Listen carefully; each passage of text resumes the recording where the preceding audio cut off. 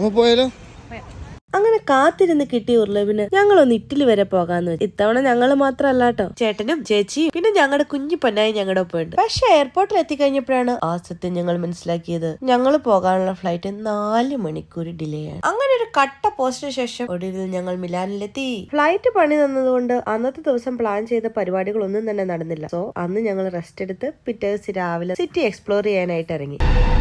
Now I am become death, the destroyer of worlds. അത്